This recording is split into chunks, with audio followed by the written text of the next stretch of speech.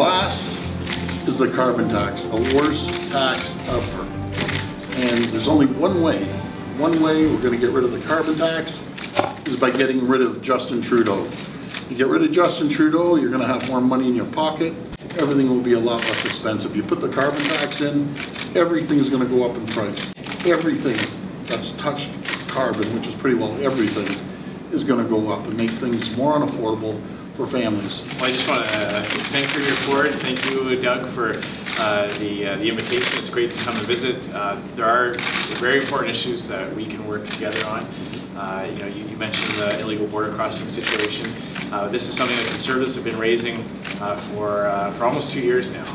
And we don't believe that when a provincial government has questions about the impacts that this has on services, that is un-Canadian.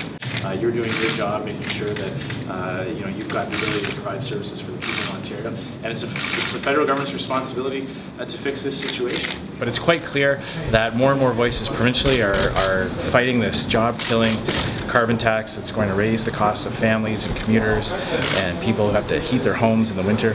So I'm very encouraged. We had a great conversation about how we can get that message out so that Canadians understand the true costs of Justin Trudeau's carbon tax. I think the Prime Minister's own policies are the biggest threat to Justin Trudeau. The fact that he is ramming through this carbon tax that Canadians don't want.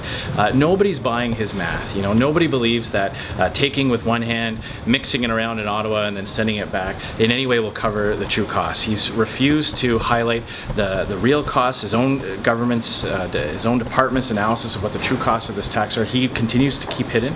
Canadians aren't buying that. It's the fact that this Liberal government more and more shows that it's out of touch, that is its real weakness. And of course, human beings have an impact on our environment, and that we have to do our part to lower emissions. I agree with Premier Ford that this carbon tax will not do anything to reduce emissions.